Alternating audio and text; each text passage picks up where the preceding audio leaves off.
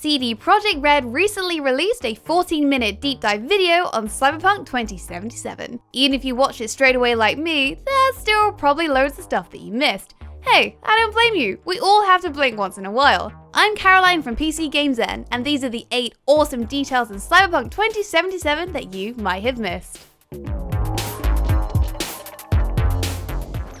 Okay, first off, it's a small thing, but you can zoom the camera at will.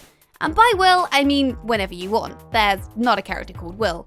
I love it when RPGs have this, just because it lets you check out details in the world and appreciate some of the smaller, harder to see things. We see this used in the deep dive when you're checking out your bike, but you can zoom literally anytime you want during open play. So just think about that in a world as rich as Cyberpunk. You can zoom into magazine racks and read all the headlines, and zoom in on people's faces to see lines and wrinkles. The zoom is also going to be great for taking photos. In cinematic terms, this camera movement is called the punch-in. We see it go from a super wide angle, where you can see everything laid out in front of you, to standard wide angle. The standard wide angle brings the foreground and background a bit closer together and is great for framing. So yeah, probably the first thing I'm gonna do is park my bike up somewhere nice and take some shots worthy of Chris Nolan, who by the time 2077 happens is sadly dead.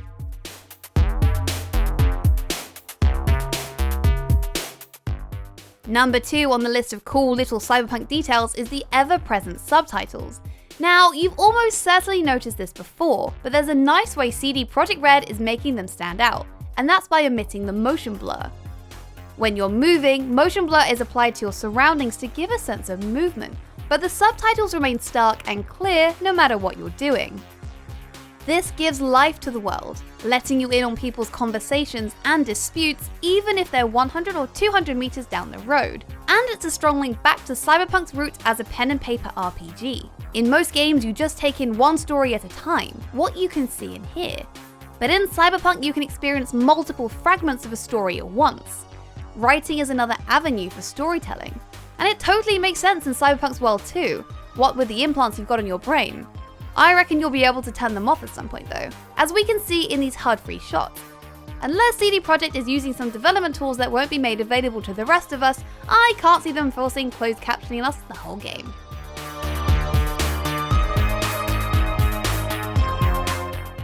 Number 3.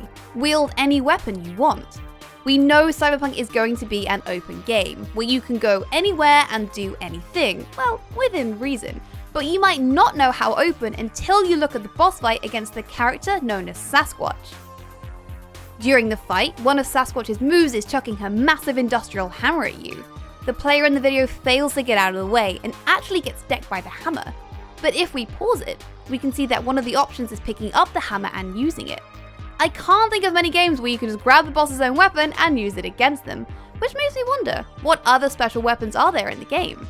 Sure, it's probably a limited time weapon and you have to drop it after a few hits, but at the same time, it doesn't look like there's a strength check you have to pass, so anyone even the weirdiest arms can pick it up. I look forward to people attacking me with all manner of weird objects, just so I can claim them for myself. Anvils, plant pots, ship's anchors, I'll have them all.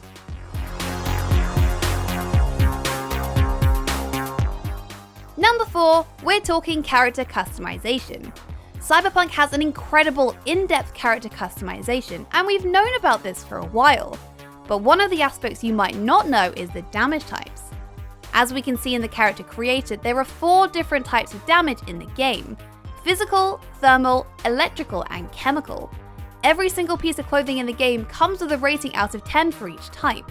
So this epic tier samurai jacket and hoodie are good all-rounders, with pretty decent ratings for physical, thermal, and electrical, but not so great at withstanding chemical attacks. You'll no doubt come across specialized gear, like maybe a hazmat suit that absorbs chemical attacks but absolutely gets shredded up in physical attacks. So this means you can spec out your character in really specific ways.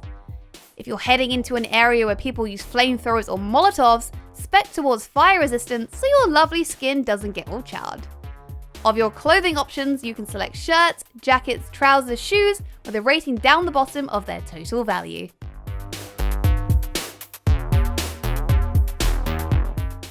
Number 5, this is the scanner. The scanner lets you observe enemies from afar to see what kind of danger they pose. In the last entry, we talked about the different damage types, and here you can see how they tie into the game. Each enemy has a rating for every damage type, as well as what damage they're likely to use against you. So with Sasquatch, she has a very high rating for all of them, meaning she is incredibly dangerous, which, makes sense given she's a boss. It's the game's way of gating you, basically going, this person is going to give you a challenge regardless of what gear you've got on. But also, the scanner here makes you question whether you can actually begin this boss battle whenever you want. Looking here, there seems to be a single weak point. Plus, we see Sasquatch in the open. What's stopping you from going up to her and taking her down on the spot? If you're good. So the scanner is a sort of warning system, but in Cyberpunk it looks like you can totally reject these warnings if you've got a death wish.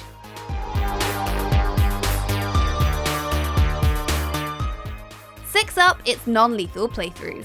We've known for a while you can play Cyberpunk completely non-lethally, meaning you don't have to kill a single soul during your entire run-through of the game. But in the gameplay deep dive, we can see that firsthand. Here, the character grabs an enemy from behind in a chokehold. From there, you can either choose to dispatch them with a lethal or non-lethal takedown. The character ends up using him as a human shield to absorb the bullets from his own turret, which I'm sure probably counts as a kill, but hey, it's good to have options. You can even dispatch bosses passively. If the boss fight in this gameplay footage is any indication, after a boss fight you'll have the choice to kill them, or just leave them in a state of severe pain.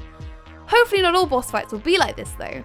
I'd love for there to be fights where you can just talk your way out of it, or sneak around if you have a high enough sneak skill.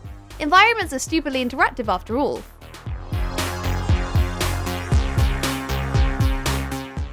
On to the 7th entry, and this is stealth play, which is another aspect of the game we all kinda knew from day one, but I'm pretty sure this is the first time you got a proper look at how it all hangs together. So here you can see a question mark above the enemy's head, which represents their alert level. It fills up the more suspicious of you they get, and when it fills up completely, it means they've spotted you and start to go aggro. As well as this, you've got a mini-map displaying each enemy as well as the direction they're facing. This is a classic representation of stealth we've seen in countless stealth games before. So Cyberpunk 2077 is keeping it simple in this regard. While its stealth notification system is streamlined though, that's not to say stealth overall will be simplistic. If you don't want to fight, you can use strength to bypass doors. You can manipulate the environment against your enemies, and you can hack into electronics.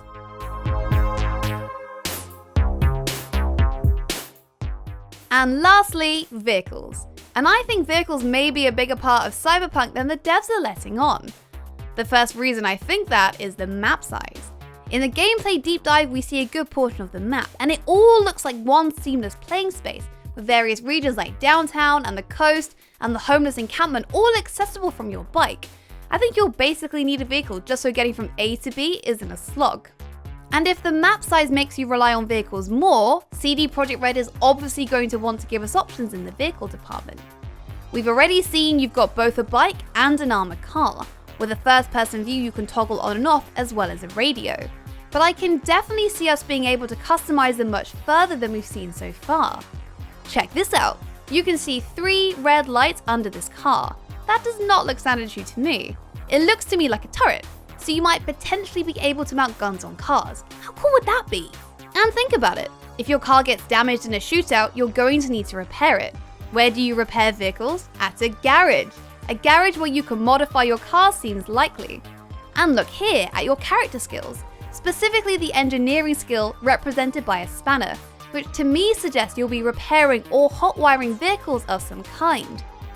And finally, at this bit in the footage we see a gang member chilling on their bike. It's not outside the realms of possibility that we can hijack vehicles.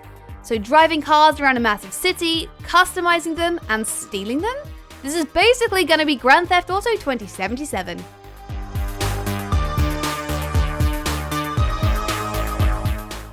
So that sums up our list of the 8 Cyberpunk 2077 details that you may have missed. If you enjoyed this video, don't forget to drop a like, and subscribe to PCGamesN for more Cyberpunk content. Let us know in the comments below what surprised you the most, and we'll see you later.